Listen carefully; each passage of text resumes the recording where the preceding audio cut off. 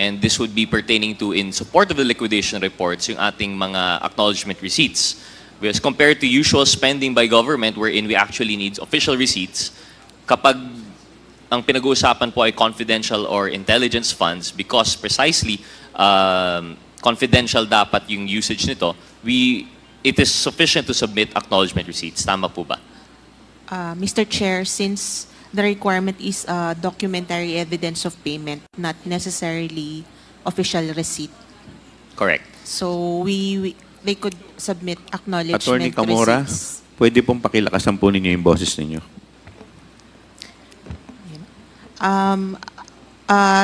Documentary evidence of payment po ang required sa joint circular. So the acknowledgement receipts are acceptable po. Acceptable. Correct po, no? And I agree with that. So the acknowledgement receipts are acceptable. However, one of the findings of the AOM was kulang nga po yung DEPs. And this is pertaining to the acknowledgement receipts. The first time na nag-liquidate po sila, wala po talagang submitted na DEPs. Opo. So that's why you had the AOMs in September 2023. Part of the findings was the lack of the DEPs, precisely yung mga ARs natin. And then they answered in October 2023. When they filed in October 2023, was it already there, yung DEPs? Yung justification po nila? Yes, Mr. Chair, it was part of their compliance. So it was submitted October 2023. After that, there was a notice of disallowance pertaining to that quarter. Kailan po ito na-issue? Mr. Chair, before that, a notice of suspension was issued. So normally, after the AOM is issued and the COA is not satisfied with the compliance, we issue a notice of suspension, which was issued on December 13, 2023.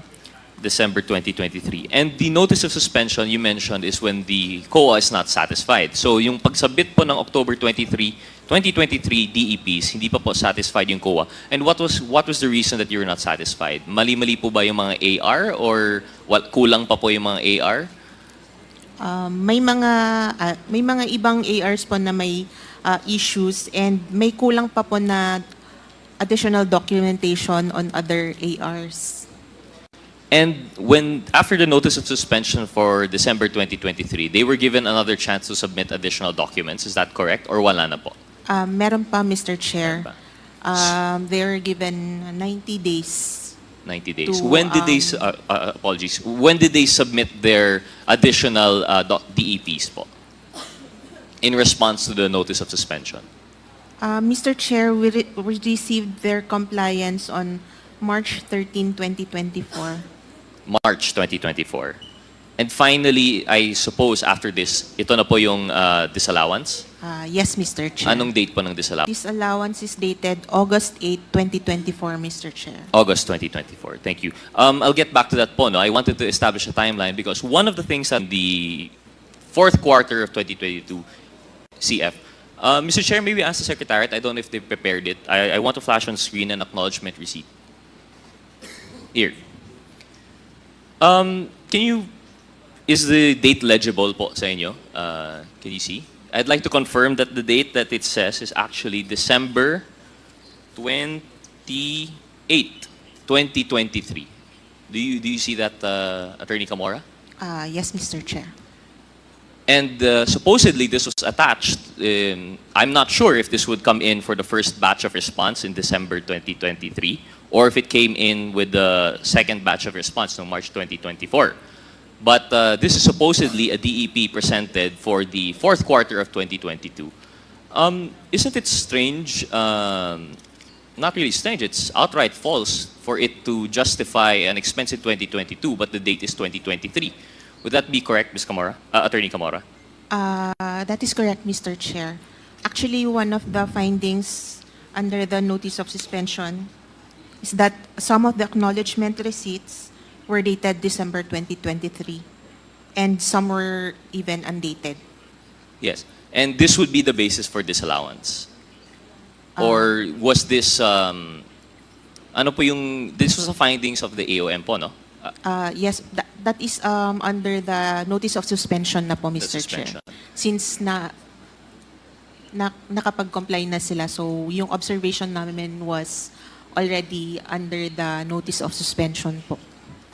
How would it be complied po, Attorney Camora? How did they rectify the AR? If it's, I mean, my understanding po is pag submitted po yung AR, this is already supposedly presumed to be regular, and then you have an outright problem such as 2023. Although you might say na typographical error, but correct me if I'm wrong, this happens more than once po. Is that correct, Attorney Camora? That is correct, Mr. Chair. Would you know how many ARs exactly yung dated 2023 submitted for 2022?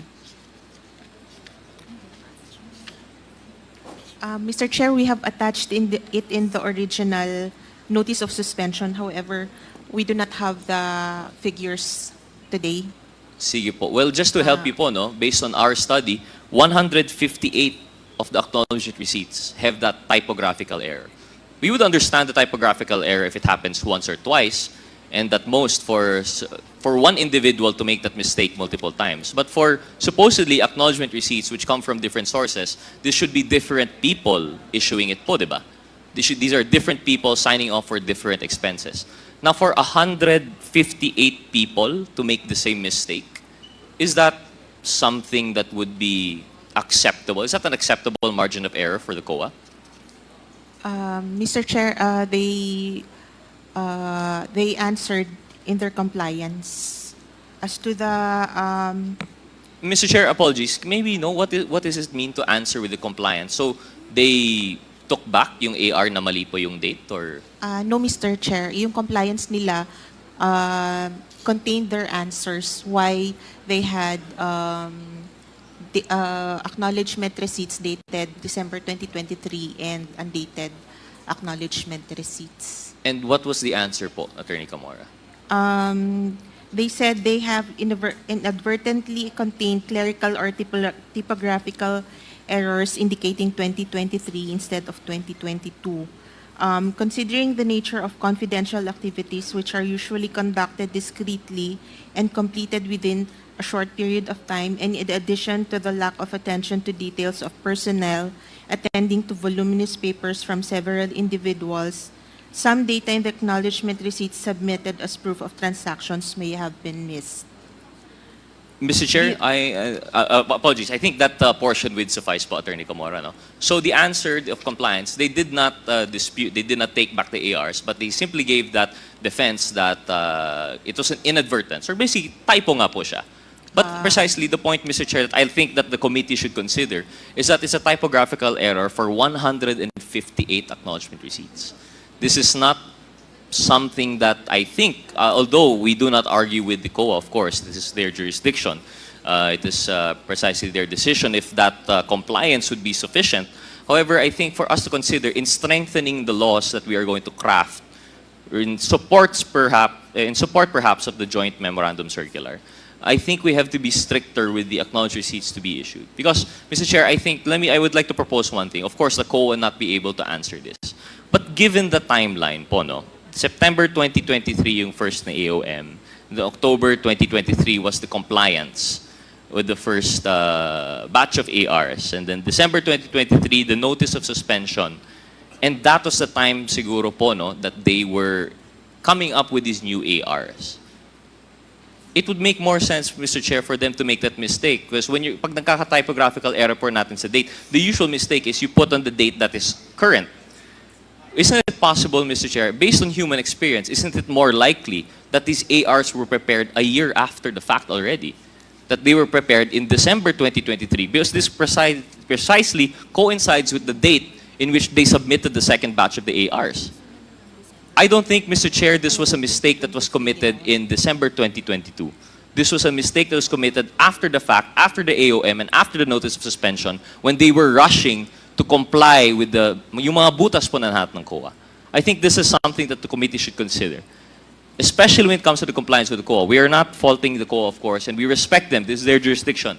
But one thing that we understand, that we see from the COA, is that generally they are not really ministerial, but they would err on the side of caution rather than put themselves in the place to, exercise discretion regarding the disbursements by any agency. Sa kanila po, as long as complied yung DEP, and as long as there's an explanation, they would accept it. However, I think the COA has to go above and beyond that requirement. Because, Mr. Chair, just to highlight also how spurious this seems and how bogus. If December 2022 po yung date dapat ng AR, tapos December 2023 yung date, it wouldn't even correspond to any confidential funds. It's not possible if ever the reasoning was nagkapalitan ng AR, because I understand that might be one of the excuses for inadvertence. Baka nagkapalitan yung AR for December 23 and December 2022. Pero wala pong December 2023. If we recall, the fourth quarter of the confidential funds for the Office of the OVP was never dispersed. They chose, although it was already included in the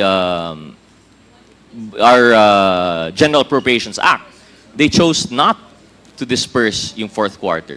So saan po na ilalagay itong December 2023 AR if, in fact, they would say inadvertence, nagkapalitan yan? Or if they say typographical error naman, it wouldn't make sense. What's that doing in December 2022? 158 times po nangyari. More likely, this was the same mistake committed by perhaps a few persons, which raises the question, are these acknowledgement receipts spurious? Are they bogus? Are they false?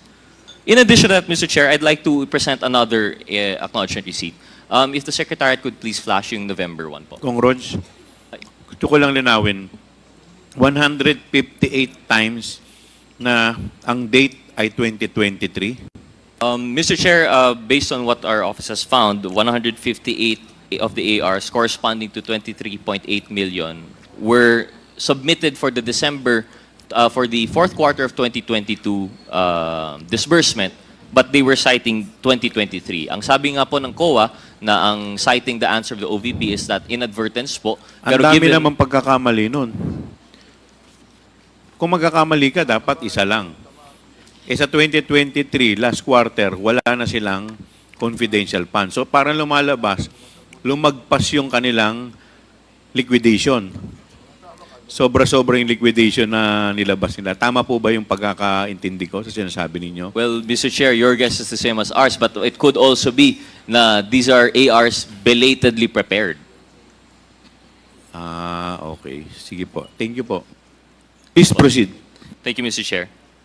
So, proceeding onward, may we ask the Secretary to flash yung November 17, 2023 AR. Yun. Thank you. Attorney Camora, is it legible po? Can you see that the date is November 27, sorry, 2023? The 2022. I cannot see it. November 17, Mr. November 27 po, 2022. 27. Well, Attorney Camora, apologies, perhaps di lang kita masyado sa screen, but on paper nakita po na November 27, 2022 po siya. If my understanding is correct, the AR should correspond to the period of the confidential funds actually dispersed and used. Tama po ba? So, although it is for the fourth quarter of 2022, this was submitted as an AR there, it should correspond to the 11 days of disbursement po that they actually had it. Because if I understand correctly, anong date nga po yung first, yung pag-issue nung check for the OVP confidential funds? Ano?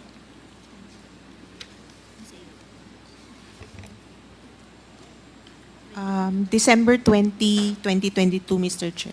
December 20, 2022. So, definitely, this is after November 27, 2022.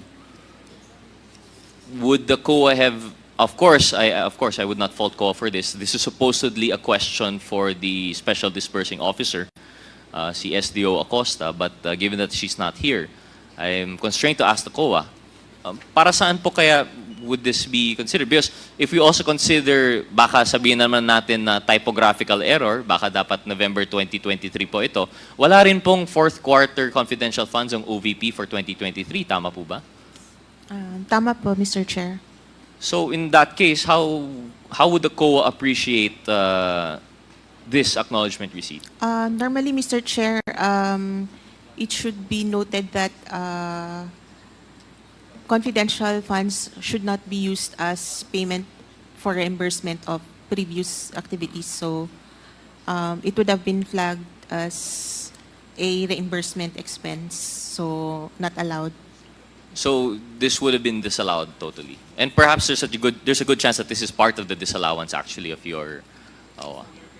But I think, Mr. Chair, what is striking for this committee is, of course, the COA has already acted on the disallowance. But what should be considered is the fact that this could not have happened. I mean, reimbursement might be one explanation, but how could you reimburse something that this was even the first batch of confidential funds? December 21 po ba? Tama ba? December 21? December 20, Mr. Chair, yung date ng check. December 20 po yung cheque. This is the first confidential funds ever issued to the OVP for this administration. Yet they have acknowledged receipts for November 27, 2022. Ibig sabihin po, wala pa pong confidential funds, they're already coming up with their acknowledgement receipts.